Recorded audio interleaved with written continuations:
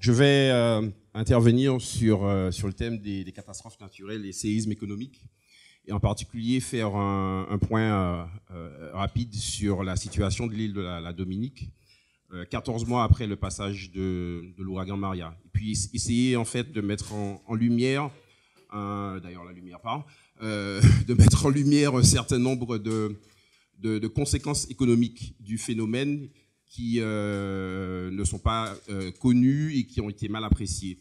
Et tout ça dans un but un peu de nous sensibiliser tous à ces problématiques. Voilà, donc l'ouragan Maria, je vais revenir très rapidement dessus. Donc c'est un phénomène majeur, de très grande ampleur, qui a affecté donc l'île voisine du nord au sud. C'est-à-dire que c'est un phénomène qui a affecté l'intégralité du territoire dominicain. C'est sa caractéristique. Quelques chiffres rapidement, donc 65 morts et disparus, donc 65 morts. 90% du bâti dominicain endommagé, avec une partie conséquente complètement détruite. Et puis donc 1,3 milliard d'US dollars de dégâts, qui correspond au chiffre assez impressionnant de 226% du produit intérieur brut de ce pays. Donc des dégâts multiples de tout ordre au bâti, à l'infrastructure, enfin tout ce qui pouvait être endommagé l'a été. Mon propos, je vais être assez personnel, au moins dans la première partie, c'est vraiment vous faire ressentir ce qu'un chef d'entreprise peut vivre dans ces moments assez particuliers. Pendant 48 heures, alors il se trouve que j'étais tout à fait par hasard en Martinique pendant cet événement. Donc, dans la journée de Maria, on ne savait pas très bien où le phénomène allait passer. Et puis finalement, il a choisi la Dominique. Donc, il y a eu ce qui s'est passé. Et puis, après, le vide, le néant. Il m'a fallu en fait 48 heures pour avoir les premières nouvelles très parcellaires de nos installations, puisqu'on a une installation de carrière là-bas, et puis aussi les premières nouvelles du personnel. Et s'agissant du personnel, il a fallu quand même 8 jours avant de comprendre et de savoir que tout le monde était sain et sauf. Et je vous expliquerai dans un slide après pourquoi j'avais une angoisse particulière à ce niveau-là. Donc, ce qu'il a fallu faire, c'est vraiment encaisser le choc, parce qu'on suppose ce qui se passe. On a les premières images, d'ailleurs, du CDMA qui a lancé sa mission tout de suite. L'urgence était vraiment de venir au secours des salariés, de pouvoir assez rapidement évaluer la situation de terrain, bien sûr informer les clients, fournisseurs, et puis donc de mettre en place la continuité de l'activité, ce qui n'a pas été très évident. Donc vous voyez sur la photo de droite, en fait, ce qui restait de notre beau bébé, qui était un chargeur de navire assez unique dans les Caraïbes, donc qui a complètement explosé. Et ça, c'est la situation en fait au milieu d'avant et la situation après. On voit que ça a été terrible. Donc être chef à la lumière, ah oui, peut-être que c'est un peu. On voit pas très bien les photos, ouais, si on peut éteindre. C'est mieux? Si c'est mieux, vous dites, hein, voilà. N'hésitez pas à intervenir, voilà. Je vous vois plus, mais c'est pas très grave. Donc, la préoccupation, c'était vraiment de savoir, déjà de s'occuper de son entreprise, mais vu l'ampleur de la catastrophe, très rapidement, j'ai pris la décision personnellement de m'impliquer un peu plus au niveau du territoire dominicain. Donc, en particulier, on se rappelle toutes les actions humanitaires qui ont été initiées par la Martinique. Alors, Contact a été actif dans cet élan humanitaire. Et voilà, donc, j'ai décidé de participer à cet élan humanitaire qui a été remarquable et qui, je vous l'avoue, m'a rendu extrêmement fier d'être martiniquais en ces circonstances. La question que je me suis posée, c'est qu'on peut se poser pour chef d'entreprise, c'est jusqu'où on est prêt à aller dans cet élan humanitaire. Alors, pour notre entreprise, donc, les impacts ont été sévères, donc, surtout sur la partie maritime. Donc, vous avez vu avec la destruction de notre outil d'exportation. Il faut savoir que notre entreprise réalisait 75% de son chiffre d'affaires sur des marchés export. Donc tout ça a disparu en 6 heures. Vous comprenez bien que ça rebat un petit peu les cartes et que c'est assez compliqué de gérer tout ça. Donc il y a eu bien sûr des dégâts évidents, donc les dégâts matériels. Il y a des choses beaucoup plus insidieuses, il y a des choses aussi dont on s'aperçoit tout de suite, et puis des choses qui sont différées dans le temps, et des problèmes en fait qui se posent plusieurs semaines, voire plusieurs mois après la catastrophe. Voilà. Essentiellement donc des points négatifs. Et le premier, je veux insister là-dessus, c'est vraiment que ces phénomènes-là sont des drames humains. Voilà. Je vous ai dit qu'il y a eu 65 morts, et sur ces 65 morts, il y en avait 23, donc plus du tiers, qui ont perdu la vie dans un rayon d'1 kilomètre autour de la carrière. Voilà. Les 2 villages d'à côté ont connu des pertes humaines les plus importantes de la Dominique. D'où mon angoisse pour le personnel, puisqu'on a une bonne partie de notre personnel qui réside dans ces villages. Donc sur la Dominique aussi, il y a eu une mortalité différée, mais qui n'a pas été mesurée, contrairement à d'autres îles, par exemple Porto Rico. Mais je vous assure qu'il y a eu effectivement post-événement un certain nombre de morts. Et puis donc pour tous les individus, et les individus, ce sont vos salariés, ça peut être vous-même, ce sont vos clients. Donc tous les individus ont été affectés d'une manière ou d'une autre dans leur vie, parce qu'ils ont eux-mêmes perdu des biens matériels, de l'immobilier, enfin toutes sortes de choses. Et la caractéristique de cet événement, c'est vraiment l'émigration de masse qu'il y a eu après, dans les semaines, voire les mois suivant l'événement, puisque la Dominique a quand même perdu pratiquement 20 000 habitants sur un chiffre initial de 71 000. Donc on comprend bien que tout ça a des implications sur un marché domestique qui ne sont pas négligeables pour certaines entreprises dans certains secteurs. L'un des problèmes aussi qui se pose assez rapidement, c'est la perturbation et les ruptures de la chaîne d'approvisionnement et la chaîne logistique, puisque les infrastructures sont bien évidemment impactées. Alors volontairement, j'ai les 3 photos que vous avez là, ce sont des photos de l'événement Erika de 2015. Et c'est tout à fait volontaire, parce que ça montre que la proximité des 2 événements pour la Dominique a en fait compliqué le jeu, puisque en particulier ce pont et beaucoup d'autres ponts n'avaient pas été reconstruits au moment où Maria est passée. Sur l'événement Maria, l'aéroport a été un peu plus épargné, mais Anissé vous le détaillera, et vous verrez comment le facteur temps est extrêmement important dans la gestion post-événement. Alors, sur un autre problème qui se pose aussi, c'est l'indisponibilité plus ou moins longue, en général longue, des matières premières agricoles pour le secteur manufacturier, qui, alors, je profite de la présence de Madame Capron, ici de la MPI, avec qui nous avons eu des discussions. Et notre secteur industriel est effectivement très agro-based, comme on dit. Donc, l'agro-transformation représente une part importante de ce secteur manufacturier dans toutes les îles de la Caraïbe. Et on comprend bien donc un phénomène pareil met à plat toutes les productions agricoles. Alors, juste un exemple en particulier, je vais aller surtout sur le muscadier qui prend 8 ans pour pouvoir revenir en production. Et ça, c'est par rapport à l'événement Avon de 2005 sur l'île de Grenade, dont c'était la spécialité. Et donc, pendant 8 ans, Grenade a disparu simplement des radars sur ce produit. Donc, ça peut être extrêmement significatif et très important. Donc, c'est un problème dont il faut se préoccuper. Autre souci qui continue d'ailleurs toujours aujourd'hui, c'est l'interruption et les perturbations liées aux services essentiels. Donc tout ce qui peut être téléphone, électricité. Alors vous voyez bien qu'il nous a fallu, nous, 239 jours pour retrouver l'électricité du réseau. C'est considérable. Voilà. Juste au moment où je vous parle, on n'a toujours pas de ligne téléphonique filaire, donc ça fait 14 mois après. Nous sommes sur des solutions Internet par micro-ondes, enfin des choses un peu évoluées.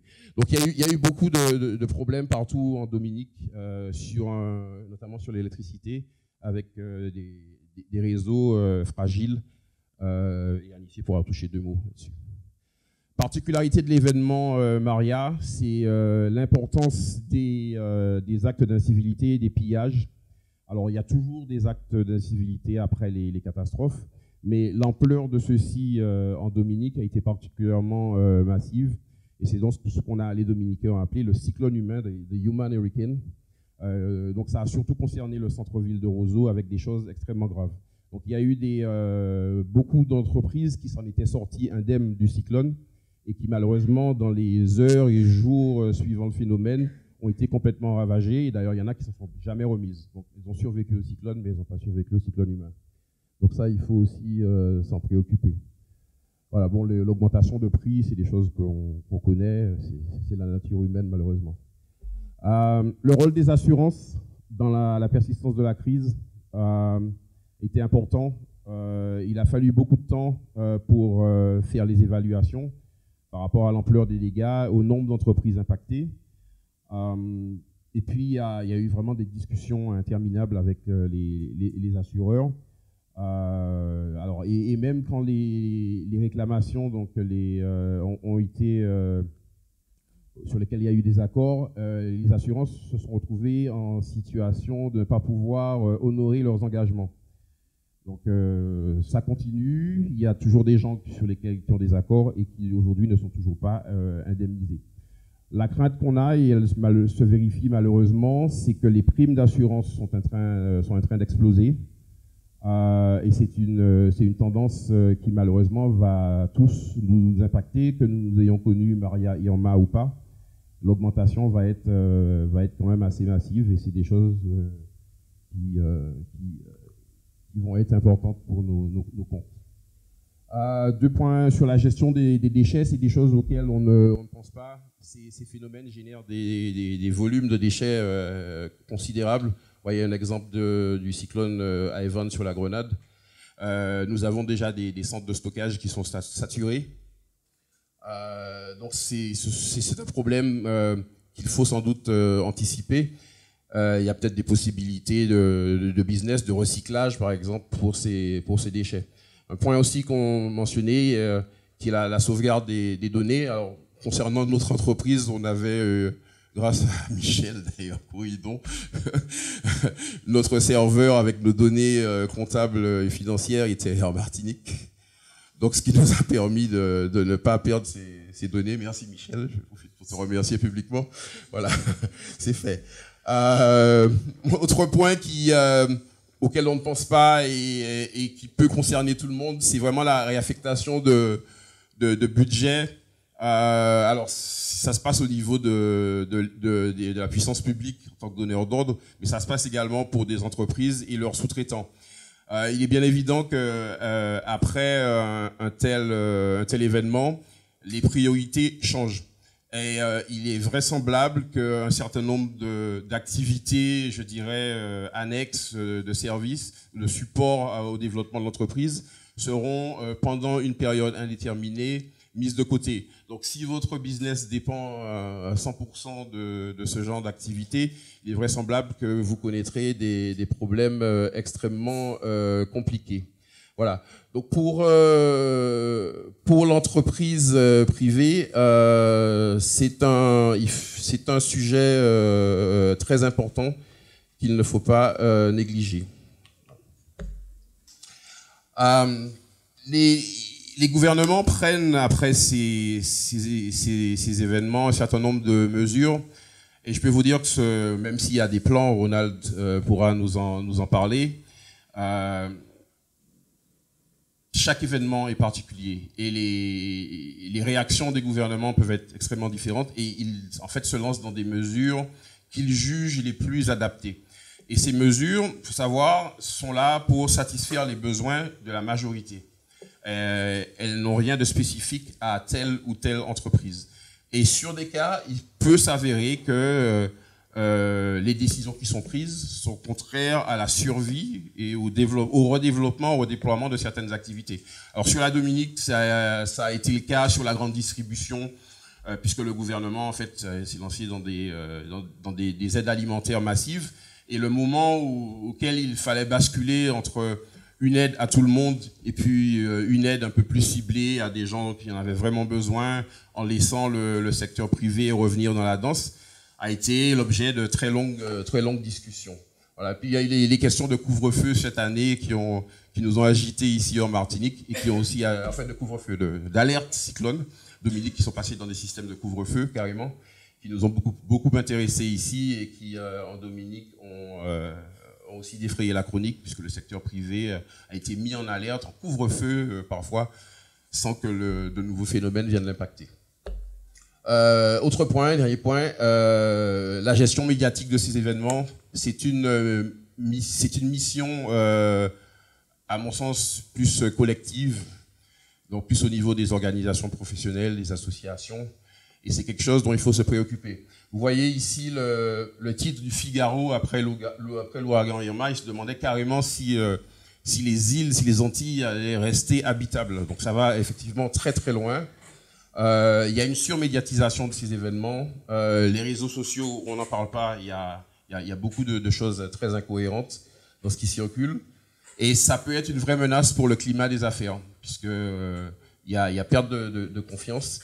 Et ça peut avoir en particulier sur le secteur touristique un impact considérable. Donc il faut vraiment, à l'approche et après surtout ces passages-là, mettre un petit peu l'accent sur le fait que même si le territoire est impacté, il est en train de se relever, donner des images positives pour qu'on puisse se remettre. Autre point, dernier point sur ce qui est négatif, on va passer à du positif après, c'est vraiment que le temps, et Anissé le soulignera, est l'ennemi de la continuité d'entreprise.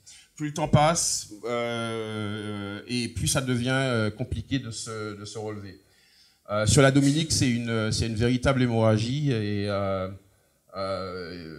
l'événement, je dirais, majeur, c'est vraiment l'annonce en août. Vous voyez, donc plus de 11 mois après le passage du cyclone, en août dernier, du départ de l'île de l'université de médecine de Ross. Il faut savoir que tout le nord de la Dominique carrément dépendait de cette université qui est partie à Barbade.